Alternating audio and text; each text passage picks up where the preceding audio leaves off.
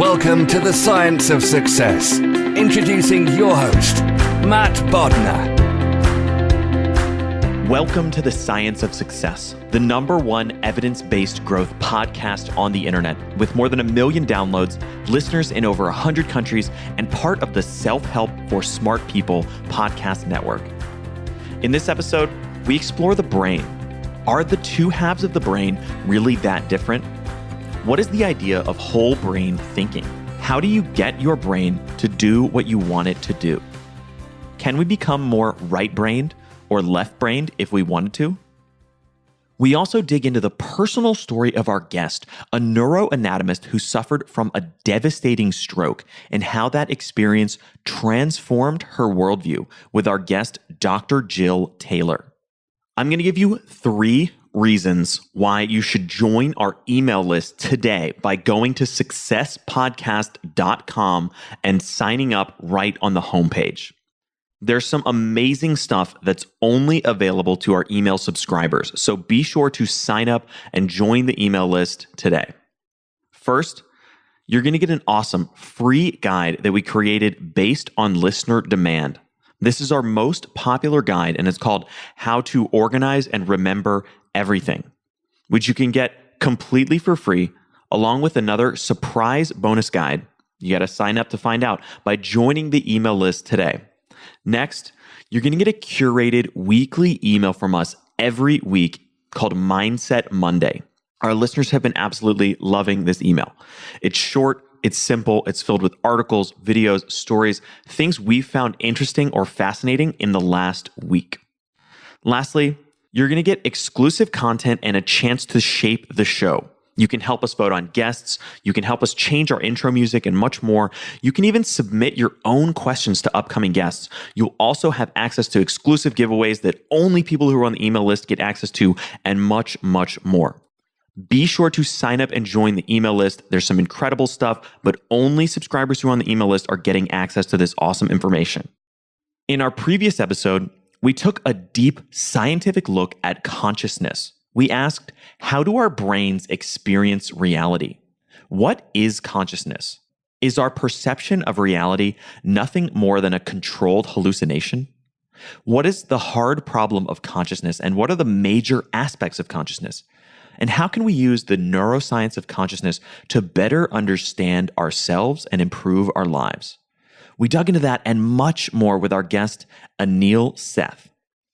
If you want to learn how to understand your own reality at a much deeper level, listen to that episode. Now for the show. Today, we have another awesome guest on the show, Dr. Jill Taylor. Dr. Jill is a Harvard-trained and published neuroanatomist. She's the best-selling author of her memoir, My Stroke of Insight, which recounts her experience in recovery after a severe stroke, which left her unable to walk, read, write, or recall any of her life. Her iconic TED Talk has been viewed over 22 million times, and her work has been featured all over the globe, from Oprah to the New York Times and much more. Dr. Jill, welcome to the Science of Success. Thanks, Matt. It's great to be here. Well, we're really excited to have you on the show today. And I mean, your story is obviously fascinating. And you know, I was just recently rewatching your TED Talk and almost teared up. It's just so gripping and interesting. But I'd love to start out with, kind of beginning with the science and then getting into some of your personal experiences around that. Tell me about the brain. Is it really true that we kind of have two halves of the brain that are essentially largely kind of disconnected and operate independently of each other? The two hemispheres are connected to one another through some 300 million axonal fibers, the portion of the brain that communicates with itself. So one area in my right hemisphere is communicating with fibers with the comparable place in the left hemisphere. So whenever any thought or idea is flashing through our brains, both hemispheres are on full force. However, there's generally an inhibition from one side to the other so that one side becomes more dominant in that particular portion of the brain. So both sides are constantly working, but they're working as a single thing. So they're making decisions about who's going to dominate the conversation or who's going to dominate the experience that you're having. And it turns out that, yes, the two hemispheres are processing information very differently, whereby the right hemisphere starts starts with a small group of cells that communicates with more cells, with more cells, with more cells. So it filters the world and attends to the world from the bigger picture perspective, whereby the left hemisphere is just the opposite, where it starts with a bigger group of cells, focusing in, narrowing its level of attention so that it's really good with details. So we end up with these two very different ways of perceiving, which is very useful, blended together in our constant seamless perception of reality. But yeah, they're very different. So the right hemisphere is focused on sort of more of a bigger picture view of things, and the left hemisphere is very detail oriented? Yes. Yeah, I think about it like the left brain is, let's say we're standing out in a field and we're looking horizontally across the field. And in that horizontal viewpoint, we can see different blades of grass. We can see little critters. We can see all kinds of details. And then the right hemisphere kind of puts us on a vertical axis, picks us up above the field, and then we get the bigger picture of what is in that big field and what is beyond that field as a potential predator. So what are some of the implications for the way we kind of think and live our lives in terms of the fact that the brain hemispheres process and interact with the world so differently? Well, I think it's a good thing. I mean, if all we're doing is focusing on the details, then we're not going to be very humorous. We need humor. Humor requires a bigger picture. We won't be witty. We won't be open to new possibilities. We'll get rooted in thinking pattern that just it becomes rigid and no creativity because we're rooting into what we've already known. And with a right hemisphere, if all we have is a right hemisphere, then we're big picture. We're kind of out in la la land. We're not focusing on details. We're not very functional in the world. So it's really this magical combination of a balance between the two. And that's kind of what I'm all about. It's about whole brain thinking. How do we find this balance between the bigger picture of who we are and the bigger picture of humanity and our relationship with the world? And then at the same time, how do I get my details done? How do I choose my projects wisely? Because that's where my energy is going to go and that I don't get burned out. So it's this whole brain living concept of how do I approach the time that I have on this planet with really utilizing the skill sets of both hemispheres. So tell me a little bit more about this idea of whole brain thinking or whole brain living. Well, if you look at the two brain structures and you look at the kind of information they care about, they're going to have actually different value structures. So if I'm looking at myself as a human being in relationship to my community, and I value my community and I want my tax dollars to go to my community in order to lift those up who are the downtrodden, who need assistance, and I focus my energy on how do I help other people, we all rise together. And so, that's a value structure. And then if I'm in my left brain and I'm more about the detail of who I am, Jill Bolte Taylor, who's my family, who are my relations, what is my advantage, how do I climb the hierarchical ladder of society, either socially or financially, and it's about me and the focus is me, then that's a very different way of a very different value structure. So, finding balance in what is meaningful, which is for me, the value structure of the right brain, as opposed to my own self-value in a society that is made up of billions of people. And how do I make my own self relevant with my own details? It's this blending together. And in that blending together comes a level of satisfaction. If I come to life through that value structure of the bigger picture, how do I use me, Jill Bolte Taylor, in the world in order to make the world a better place? And I use my left brain in order to manage the details and manage the schedule and manage what I'm doing and manage, management of who I am and what I do. If I come into the world through the filter of it's all about me and what I'm managing and the world revolves around me, then my family and how I use my time, and it's just a completely different way of being in the world. So, but the ultimate goal for me is if we do both, and we come to it through the context of the bigger picture, then I use myself in the detail in a really positive way in the world. And there's meaning there for me then.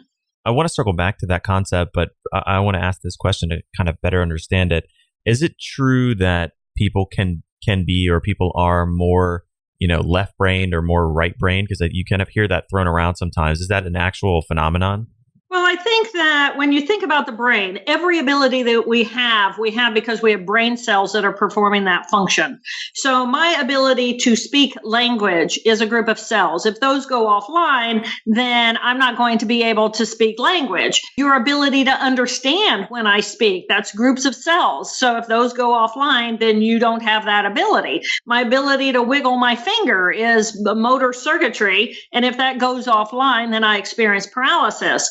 So all of these abilities that we have are cellular based. And then there are certain things about cells that become predictable. So if I'm using a group of cells, or let's say, well, let's use the motor cortex, because if I'm an athlete and I'm exercising and rerunning certain circuitry in order to be able to perform a certain function, then I get really good at it. Well, that's how cells in the brain are. The more you practice them, the more routinized they become in their ability to function, to the point where they start running on automatic without us even having to think about it. And that's a lovely thing. And that's true for how we think or how we interact in the world. So whatever we exercise, whatever circuits get more exercised, then they become more strong and more dominant. And by dominant, what that means is that a group of cells then may reach over into that opposite hemisphere and inhibit those. So if I become very verbal and my value structure becomes one of my left hemisphere, then those are the cells that I'm exercising.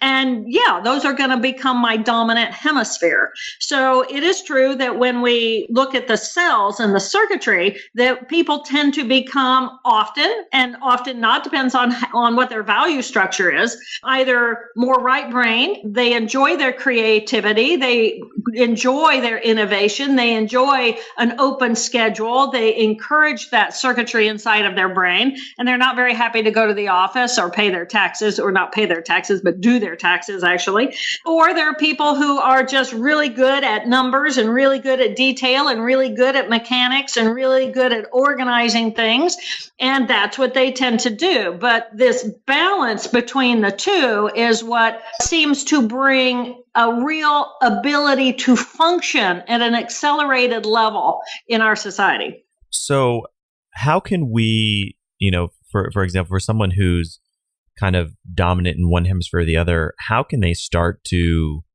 engage the processing in the less dominant hemisphere? I think the first thing to do is to recognize and think about who and what you are and how you spend your thinking time. Thinking about thinking is, I think, a fascinating thing, and yet many of my college students absolutely hate it when I ask them to do that. So, but I think being aware of what's going on inside of your own head. I give a talk called How to Get Your Brain to Do What You Want It to Do. And one of the best ways to do that is to first, you have to pay attention to what is your brain already doing? What does it do really well? And then what are some of the things that you notice other people are doing that perhaps you would like more of that?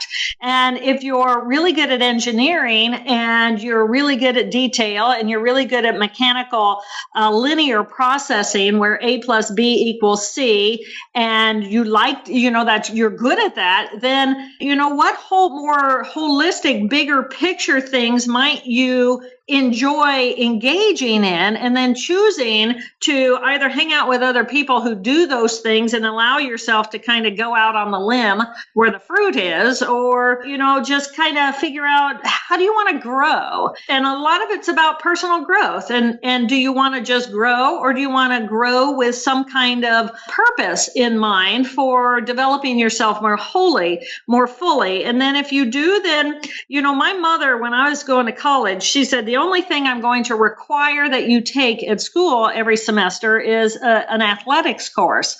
And that was, whether it was fencing or swimming or, hockey, she didn't care what it was, but she wanted me to go out there and get my head out of the details and get back into my body and stay physically active because she wanted me to be both. So the first thing is recognizing on a scale of, 1 to 50, where would you put yourself as how much time are you spending more in your right brain or more in your left brain dominance?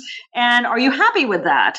And then I think another really big question is, do those two characters inside of yourself, the part of you that allows you to be open and more free and more connecting and more nurturing, does that character like your detailed person? And does your detailed person inside of yourself like the part of you that is more open? I believe that the most important relationship that we have is the relationship between those two characters inside of our minds. And if they like one another, how do they work with one another to support one another so that we can all really thrive as an entity? Or if they don't like one another, then, that's a whole nother story. So I want to go deeper down this rabbit hole. I mean, I completely understand and agree with the premise that kind of awareness and self-awareness is really the fundamental first step in getting your brain to do what you want it to do. And if anything, that self-awareness is probably the single most recurrent theme of every guest that we've interviewed on the show. But I'm curious, I want to get into what are, once we've kind of done the homework on the self-awareness component, what are the next kind of concrete steps in getting our brains to do what we want them to do? Well, I think then once we become aware of how we're spending our time, then I think it's a matter of recognizing who's who inside of myself. When you think about the self, and lots of different ways about thinking about the self, and I go to a cellular level and I say, okay, I have these two higher cognitive minds, and my right cognitive mind is this character who is very open and very expansive and very accepting and very nurturing and very supportive and generally in a pretty good spirit and very present right here, right now. And I give her a name. Personally, I name her. Her name is Jill. And then I have this other character in my left brain who goes to the office and she organizes my engagements. She takes care of my world. She tends to my dogs. She deals with all these things. And I give her a name, and her name is Helen, or short for Hell on Wheels, because she is. But she's not my preferential way of being. But I have her, and I value her, and I value the character that she is within me. And then I recognize that each of these two cognitive minds each have their own emotional limbic system anatomically. And I try to pay attention to, okay, what are my patterns? And how do I relate to myself at a cellular patterned level based on these characters? And I'm a firm believer that we have the power to choose moment by moment who and how we want to be in the world. And to me, what that matters is I have the power to choose moment by moment. Do I step into this moment as my right cognitive mind or as my left cognitive mind, or even as my right emotional brain, which is going to be right here, right now, or my left emotional brain, which is kind of caught up in my past and in my future and in those kinds of possibilities. So I look at the brain at a cellular level and I structure it based on what my personal experience has taught me about what's it like to actually lose half of my brain, and who's left, what am I left with, and how do I perceive the world using that filter as I look out into the world. So for someone who's listening that doesn't, feel like they have the power to, or doesn't really understand how to choose which hemisphere to engage or bring to a given moment or experience, how can they go about doing that? Or what would you say to them? Well, I would encourage them to pay attention to what they're already doing. So, for example, if I'm at work and I'm busy and I'm caught up in my details and I'm busy, and then the telephone rings, and let's say that I'm expecting a phone call, and I'm expecting a phone call about a position that I really want. And so even, if it were not that circumstance, if the telephone rings, I might find it to be an irritation. But because I'm really expecting something exciting, then I'm not finding that interruption as an irritation. But I have the power to choose when that telephone rings, whether I'm going to perceive it as something exciting and interesting or as an irritation. So we're doing this kind of thing all the time. And it's a matter then of looking at our own patterning. So your boss is walking down the hall, clomp, clomp, clomp. You know, you hear the steps are coming. And you're really excited to show your boss something because you finished something and you're ready to present it and you've been waiting on them to come in. Or the same clomp, clomp, clomp, and you're dreading the conversation because you're not ready and you haven't been able to wrap your mind around anything brilliant, and you're not looking forward to the disappointment. But you have the power to choose in that moment, how are you going to respond to the clomp, clomp, clomp coming down the hall? And I think as we pay attention to what we're already doing and pay attention to what our own personal patterning is, we do have the power to choose. And recognizing when I have chosen, let's say I come home and, I've got something on my mind and my little child, my little toddler is running up to me, mommy, you're home, you're home. In that moment, I have the power to choose whether or not I'm going to put down the groceries and pick up that little lump of love and just love that child, or whether or not I'm going to, get on the phone real quick and do this or do that or do the other. We're making choices all the time. As soon as you're making a choice or a decision, you're choosing one way of being over another way of being. And thinking about it that way allows us to differentiate the fact that we are making these choices all the time. So I understand the example of, for example, someone coming home and sort of, deciding how they want to spend time or react to seeing their child.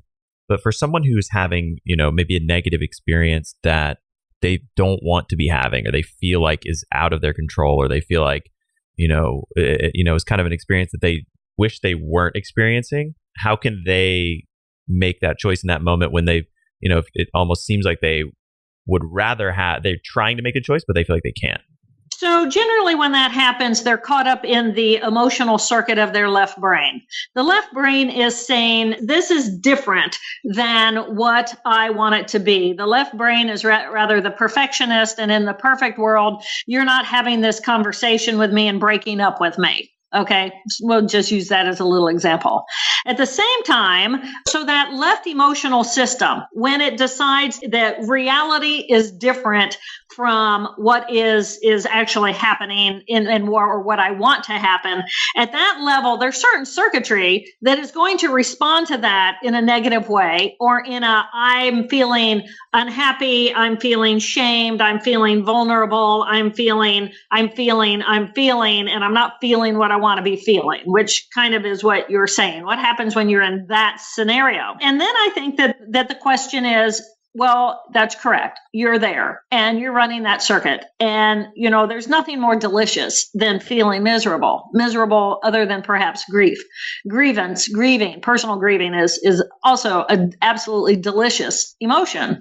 And I have the choice of just getting caught up in the fact that I'm madder than hell, or I'm brokenhearted, or I'm grieving because someone has died or is dying who I absolutely adore. And that's real circuitry. And it's beautiful circuitry. And I have the choice to say, this is horrible, or I have the choice to say, this is a circumstance I would not prefer. However, it is delicious that I am alive and capable of having this experience. And I call this observing instead of simply engaging. And I'm a firm believer that anything that happens in our lives, simply because we are alive and we are capable of having that conversation or perspective, it's delicious. When we run real emotional circuitry, it's amazing. Or if we're running a cognitive ability simply to be able to observe the fact that I am alive and capable of having this experience is amazing. Here I am, this amazing being, this form of some 50 trillion molecular cells with DNA, making them molecular geniuses spinning on a rock out in the middle of the universe. And when I'm willing to allow myself to celebrate the fact that I am even capable of being miserable, I always tell my friends, I don't mind if you're miserable. I just want you to enjoy it. Enjoy the fact that you're capable of experiencing the misery. Run the circuit, let it go, step back and say, wow, oh my gosh. And as soon as you do that, as soon as you're willing to observe what is happening inside of you instead of simply engaging with it, then you're a step away in the experience of awe that I exist at all and that I'm capable. And then, your right brain, which essentially what you just did was you stepped out of your left brain into your right brain. Your right brain is observing, saying, wow. And the right brain is the part of us that says, regardless of whether or not this is going to happen, of course, this isn't what I predicted for me or I expected for me or I wanted for me, and now I have to deal with shame or grief or whatever. Once we allow ourselves to step away from that and observe the bigger picture of, in the big picture, I'm actually going to be okay with or without that relationship, with or without that job, with or without that experience, because I am going to be okay. When you bring yourself back to the present moment and you say, why? I mean, why is to me not the question. The question is, wow, and that's, I guess, not even a question. So I don't know if I answered your question or not. No, I think that's really insightful. It's the idea that just the simple fact, and I think it comes from kind of the presence and the mindfulness and the observation of your own thinking experience, but this idea that just being alive and being able to experience negative emotions in the grand scheme of things is actually a tremendously unique and crazy thing. Just the fact that we exist, the fact that we're here, and you're saying celebrate that negative emotion, let it process, and then move on from it. Exactly. And recognize that it's circuitry. We all get so caught up in, oh my gosh, I'm so important and I'm the center of the universe. And at the same time, I'm just dust particles here that, I'm going to be gone in an instant. So for me, I always go back to the cells. And which cells am I running that are permitting me or offering me the certain experience that I'm experiencing? And if somebody, if something happens and my negative emotions get triggered, it's still just cells. I'm capable of raging like a wild banshee because I have cells that perform that function and they engage my entire body circuitry in order for me to be able to rant and rave like that. And then I step back and I go, wow, that was something, and it's cells. And at the same time, I'm capable of experiencing extreme joy, extreme love, extreme celebration, extreme openness and expansiveness and connection. And again, wow, I have cells that are performing that function. So to me, people say, oh, Jill, you're reducing, love and all these wonderful things to cells. And it's like, oh my gosh, no, I'm not reducing anything. I'm celebrating the cells that permit me the ability, because if I'm dead, I don't have the circuitry that permits me the ability to have that experience. So any of the emotions that I get to experience that are rich and delicious, of course, I want to be able to experience that. And at the same time, know that, from the moment you trigger an emotional circuit to the time you think those thoughts, you experience the emotions, the physiology gets dumped inside your bloodstream, it flushes through you, it flushes out of you. Takes less than 90 seconds if you don't keep rethinking the thought that restimulates the circuit. So observing and engaging and being aware of and celebrating, those are choices. You're probably listening to the show because you want to master new skills and abilities so that you can live a rich and rewarding life. And that's why I'm excited to tell you once again about our loyal and amazing sponsor, Skillshare. Skillshare is an online learning community with over 16,000 classes in design, business, and more. You can learn everything from logo design to social media marketing to street photography. And you get unlimited access to all of these classes for a single low monthly price. So you never have to pay per class again. They have some awesome courses on there that I personally love. Everything from mastering Evernote to mind mapping to learning how to draw. Or if you want to get a leg up on graphic design, social media, even your culinary knife skills, be sure to check out Skillshare. Skillshare is offering something incredible to our listeners. 2 months for just 99 cents. You can get that by going to Skillshare.com/success. That's Skillshare.com/success for 2 months of courses for just 99 cents. Be sure to check that out. There's a couple different ways that I want to expand on this. Before we get too much deeper into the neurocircuitry of the brain, which I want to talk about and I want to talk about the kind of emotional limbic systems of both of the hemispheres, I think this might be a really good opportunity to share your story and your experience with your stroke. Would you tell that story and kind of what the felt emotional experience of having that stroke was like? Sure. I grew up to study the brain in the first place because one of my brothers was only 18 months older than I was. And he was my constant companion as children. And I recognized very early, I'm going to say by year 4 or 5, that we would have the exact same experience, but we would walk away with very different perceptions about what happened. And so I tuned in very early to, what are we as living beings? And how is it that he can think that and I can think this? And ultimately, then I grew up to get my PhD, and I was studying neuroanatomy at Harvard. And I woke up one morning and I had a major hemorrhage in the left half of my own brain. So here I am, a brain scientist, teaching and performing research at Harvard. So I think neuroanatomically. And all of a sudden, I started experiencing what I call neurological weirdness, which, most of us can relate to, and analyzing inside of my own brain what's going on, what is happening to me. And I was not a clinician. I was not a neurologist. So I didn't recognize symptoms early until paralysis happened in my right arm. And then I realized, oh my gosh, I'm having a stroke. And so I had a blood vessel burst in the left half of my brain. And over the course of 4 hours, I could not walk, talk, read, write, or recall any of my life. So I became what I describe as an infant in a woman's body. And by that afternoon, the entire left hemisphere was swimming in a pool of blood. And all I had left was my right hemisphere. And I was still conscious and I was still aware, but I thought differently in the absence of having a left hemisphere. And in that absence, I lost the boundaries of where I began and where I ended, so that I perceived myself as a big ball of energy, blending with the energy of everything around me. So I had the sense that I became literally as big as the universe. And yet I was consciously aware of that bigger picture, but I had lost all the details. I had lost my language, my ability to speak. I lost my ability to say, I am Jill Bolte Taylor, in the absence of being able to say that. And that portion of my brain that defined who is Jill Bolte Taylor, what does she know, what has she studied, what are her likes, who are her friends and her family, her relationships. I lost the definition of Jill Bolte Taylor. And in the absence of her, I became this energy ball big as the universe, with a completely different kind of perception, because it was no longer inhibited by my left brain ability to focus on the details in the external world. So I lived in a completely silent mind, absolutely no language whatsoever, for 5 weeks.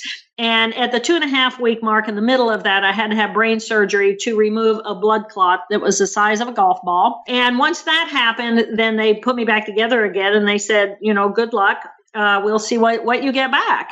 And they gave me 2 years before we'd really know anything. And language started to come back online about 2.5 to 3 weeks later. And I had to learn how to speak again. I had to learn vocabulary. I had to go back to essentially school. My right brain could have sculpted for you an abdomen or drawn for you circuitry in the brain, but my left hemisphere didn't have the language and the terminology for, how to name the 3 different portions of a stomach.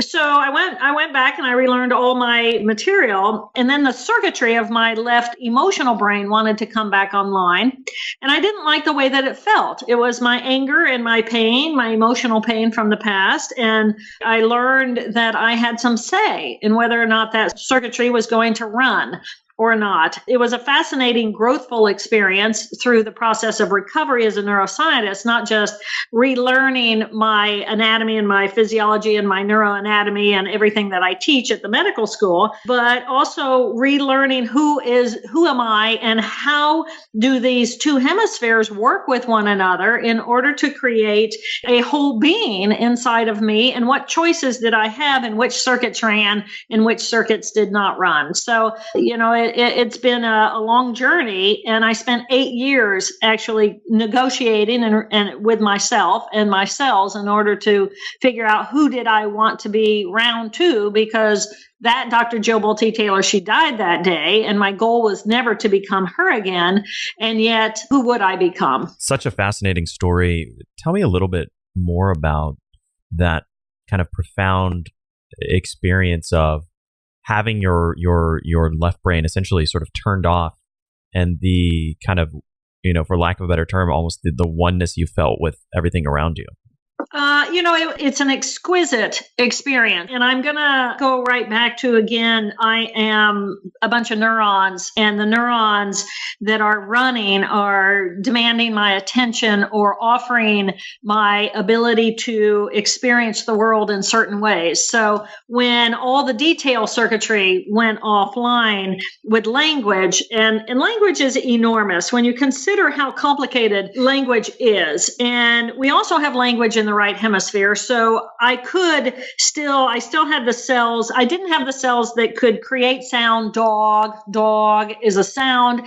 And then another portion of the brain, different cells in the left hemisphere create meaning and attach meaning to the sound dog, so that when I speak, you understand what I say, etc.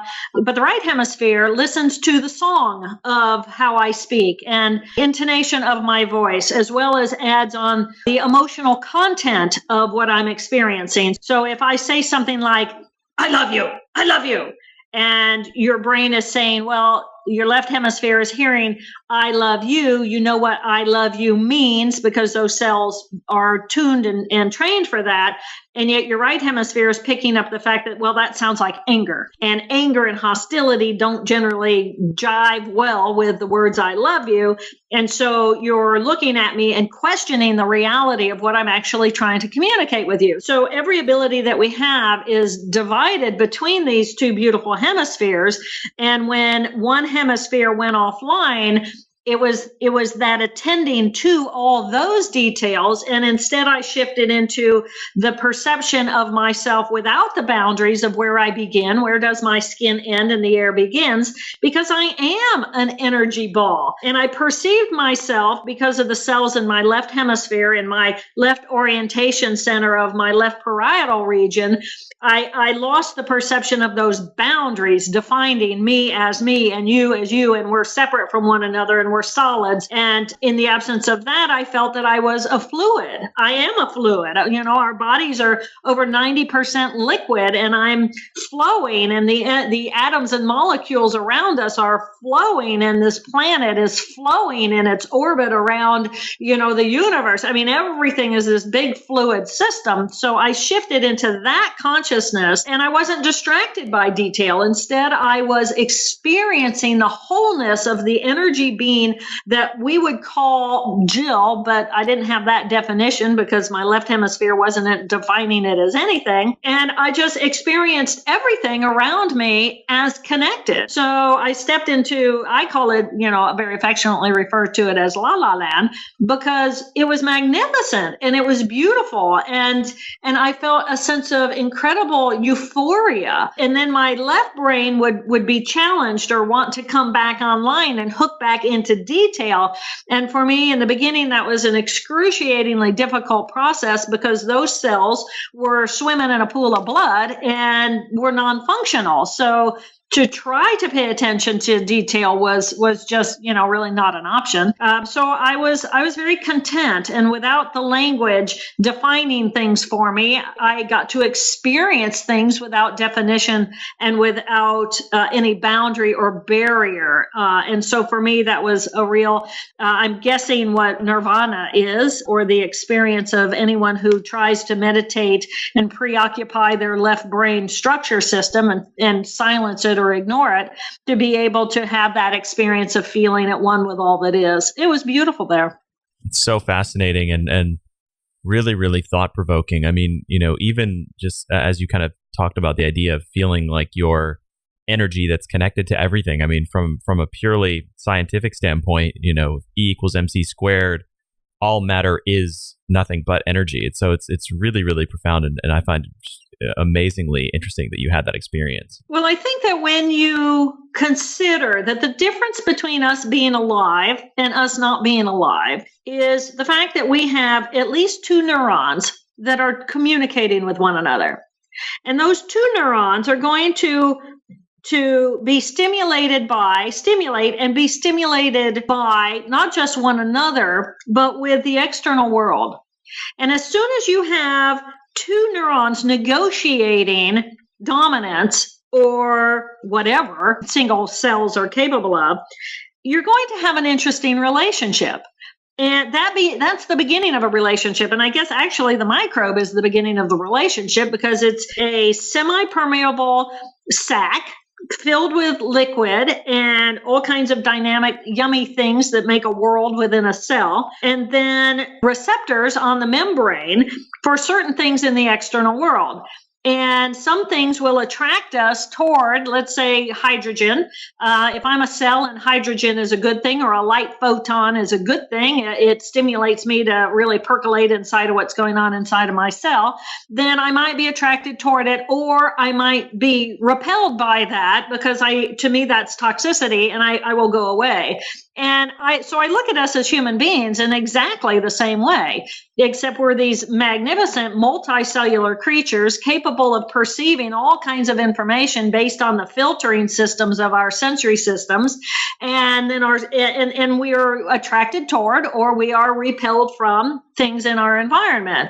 And I think when you really wrap your mind around that fact of what you are as a living being, and you start saying, wow, that's kind of cool, that's a different way of looking at stuff, it allows you to step away from the ego that says, I am the center of the universe and everything is about me and everything revolves around me, and every circuit that I run, I am controlled by, essentially, and I have no say about what's going on inside of my head.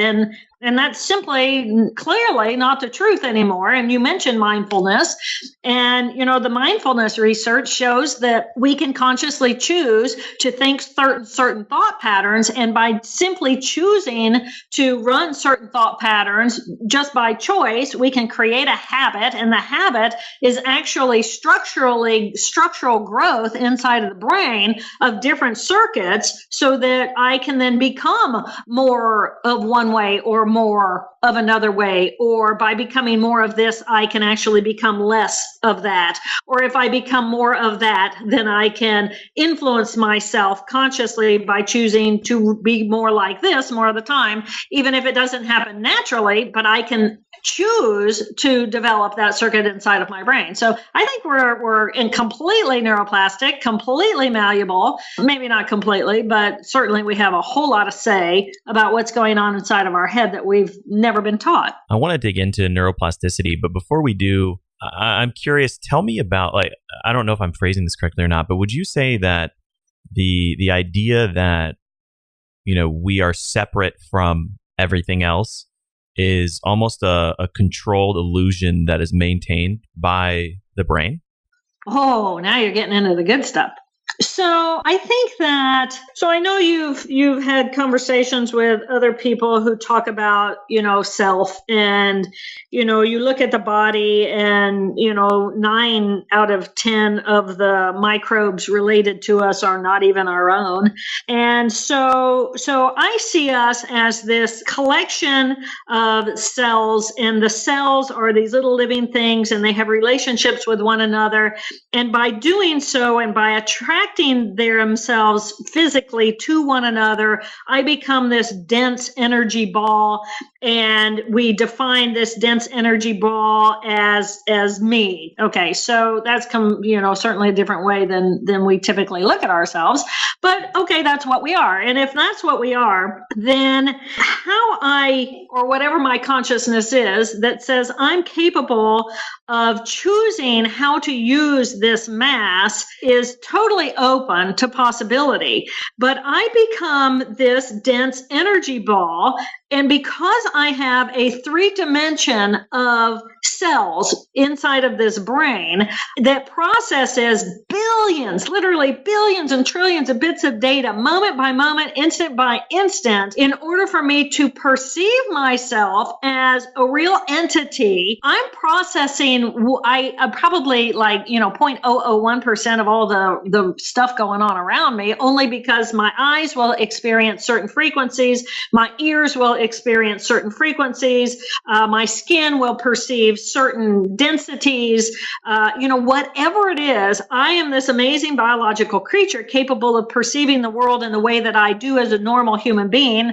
But there are other creatures that pick up other kinds of information processing that we don't even know about. And so I do have the ability to perceive myself as a living person, as an entity based on the collection of cells and how my cells are organized in order to process stimulation in certain ways inside of this three-dimensional brain, giving me a three-dimensional perception of myself in a three-dimensional space.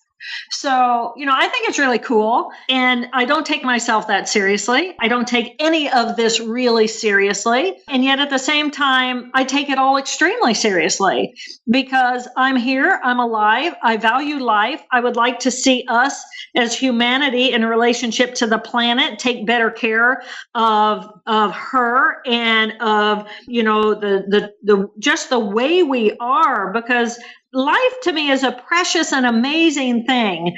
And the evolution of humanity and what's going on and how our human brains are developing and how far we've come as a living being, I would like to see us be able to evolve to the next level. And I think it's all very interesting and exciting in its own interesting way. It's so fascinating to me. I mean, obviously, truly unique experience to have such a trained, neuroanatomist experience a stroke from the inside out, and the experiences you had and how that must have shaped, your life and your perceptions of the world. It's truly, truly interesting and inspiring to me personally. How old are you, Matt? 31. 31. And I look at your life, I look at, and I have this tiny little filter of who you are and how you're using yourself. And in your 31 years, you've managed to figure out that for you, the process of discovery and searching and growing, and not just as an individual, but helping other people in the world, just simply by doing these kinds of interviews and sharing those with your fellow population. And, so I look at you just in what I can see on the internet, because that's how we all are filtering and making judgment these days. And I see you as using both of your hemispheres.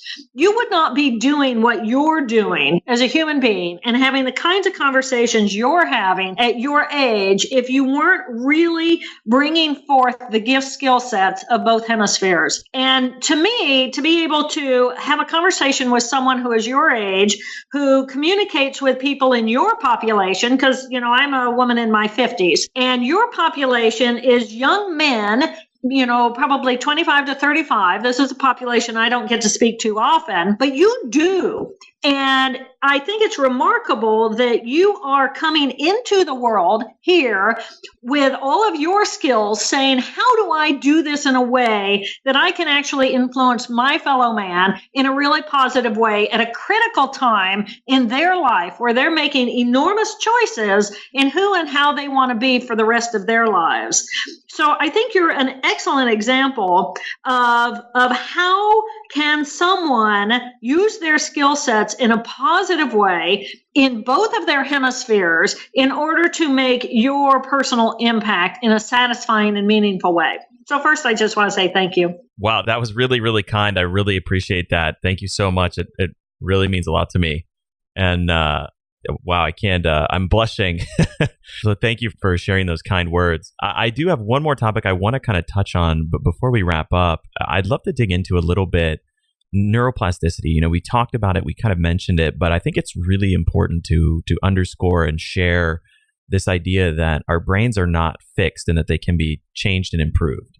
So if you go back to the concept of where our brain is just a group of cells communicating with one another. And so let's say, learning is different cells who are putting together different skill sets in a fluid path so that we have the ability to have a new ability. And that is neuroplasticity. Learning is neuroplasticity. So the only reason why neuroplasticity is such a catchphrase now is because because we were taught, back in the 80s and 90s and I don't know how far back, but forever, that the first 3 years of life are the critical developmental period. And after that, we don't really do much development. And the fact of the matter is, yes, those first 3 years are an extremely important developmental period, because that's when the cells, which when you think about the cortex, the cerebral cortex of those two hemispheres, it's the undulated, convoluted portion that you think of when you think of a brain. The cells, they're 6 layers thick. And when we're born, most all of those cells in the cortex have assumed a position inside of those 6 layers, but they haven't really interconnected with one another. And so during the first 3 years of experience, those cells start creating pattern responses and interrelate to one another. And so it's a critical time. Absolutely. We need to have an enriched environment for our babies. The more exposure they get, the more neurons connect to one another in different patterning. And we want to set our babies up with all this magnificent neural patterning so that as they get older, they have all that to call on. So yes, development is incredibly important. And then for, pretty much the next maybe 8 to 10 years, that circuitry gets established, and we teach our kids are in elementary school, and we teach them, how to be social with adults and kids their own age and their siblings. And we teach them how to speak, and we teach them how to crawl and then walk. And there's all this really important stuff going on, but it's really all about me. And then the teenage years begin to hit, and pre-puberty hits about 2 years before the full-blown puberty response. And there's this sprouting of dendritic connections between the neurons. That's the receiving part of the neurons. And then these cells are receiving. And if you know children a couple of years before puberty, they're like little sponges. They want to know everything. And at the same time, they're distracted by everything because everything's so exciting and stimulating. And then the puberty years come on. And as the puberty years come on, we go through this big physical spurt. And all of a sudden, our bodies are becoming very interesting, very unusual, very unfamiliar, but very interesting. And hormones start to flow. And all of this stuff is going on inside of our bodies. And there's actually another major neurological transformation that is happening at the level of the teenage years. So all of this is to say that neuroplasticity is a fundamental way that the nervous system is, but we didn't know that.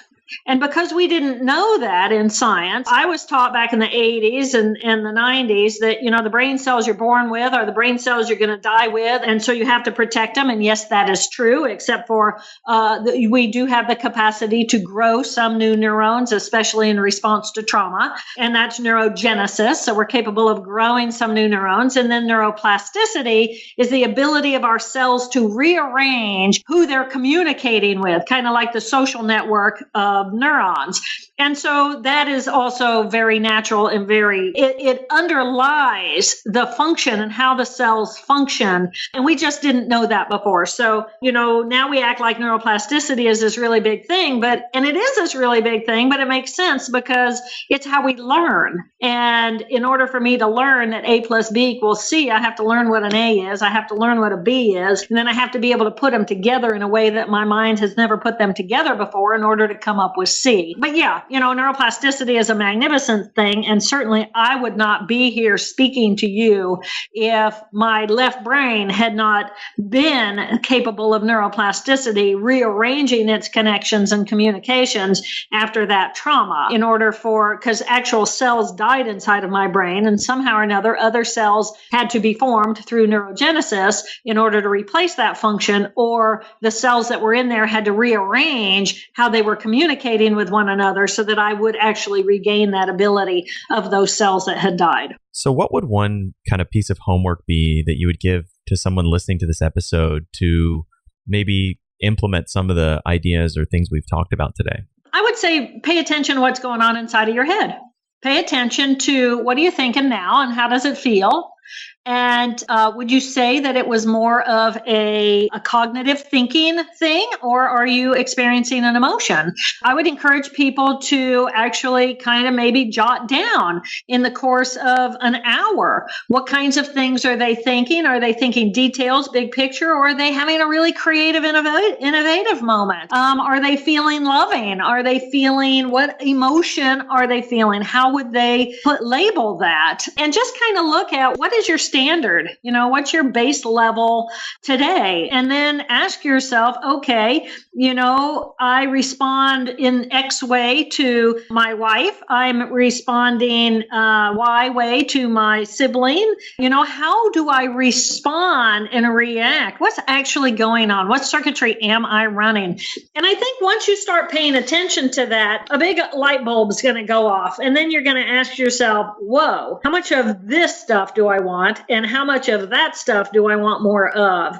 And then how do I get further in actually creating that circuitry inside of my own brain? And where can listeners find you and your work online? Well, if you plug in Jill Bolte Taylor, I think I'm going to pop up all over the place. There's interviews on YouTube. There are a bunch of interviews on podcasts. I mean, I'm just it kind of surprises me how I have managed to, I'm like a neuron, because everybody's got a brain. And if you have a brain, then you're probably interested in your brain. And if you're interested in your brain, then you're going to find me of interest. And if you find me of interest, then depending on which portion of what I have to say you're interested in. So say, for example, you're about science. You're interested in the neurons and what that experience is, but you're also in the whole brain avenue. So you actually do care about what's going on in both of those hemispheres and how they relate to one another.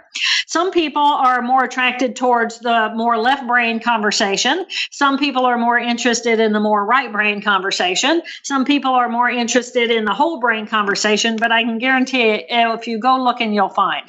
Otherwise, drjilltaylor.com is, I think, where I hang out. Well, Dr. Jill, thank you so much for coming on the show, for sharing all of this wisdom, your amazing personal story, and all of the knowledge with our listeners. We really, really appreciate it. Well, I appreciate you reaching out, Matt. Again, I value who you are and how you are using yourself in the world. And, any way that I can help, I'm happy to contribute. Thank you. Thank you so much for listening to The Science of Success. We created this show to help you, our listeners, master evidence-based growth. I love hearing from listeners. If you want to reach out, share your story, or just say hi, shoot me an email. My email is matt@successpodcast.com. That's matt@successpodcast.com. I'd love to hear from you, and I read and respond to every single listener email. I'm going to give you 3 reasons why you should sign up for our email list today by going to successpodcast.com, signing up right on the homepage. There's some incredible stuff that's only available to those on the email list, so be sure to sign up, including an exclusive curated weekly email from us called Mindset Monday, which is short, simple, filled with articles, stories, things that we found interesting and fascinating in the world of evidence-based growth in the last week. Next, you're getting an exclusive chance to shape the show, including voting on guests, submitting your own personal questions that we'll ask guests on air, and much more. Lastly, you're going to get a free guide we created based on listener demand, our most popular guide, which is called How to Organize and Remember Everything. You can get it completely for free, along with another surprise bonus guide by signing up and joining the email list today. Again, you can do that at successpodcast.com, sign up right at the homepage, or if you're on the go, just text the word SMARTER, SMARTER, to the number 44222. Remember, the greatest compliment you can give us is a referral to a friend, either live or online. If you enjoyed this episode, please leave us an awesome review and subscribe on iTunes, because that helps boost the algorithm, that helps us move up the iTunes rankings and helps more people discover the science of success. Don't forget, if you want to get all the incredible information we talk about in the show, links, transcripts, everything we discuss, and much more, be sure to check out our show notes. You can get those at successpodcast.com. Just hit the show notes button right at the top. Thanks again, and we'll see you on the next episode of The Science of Success.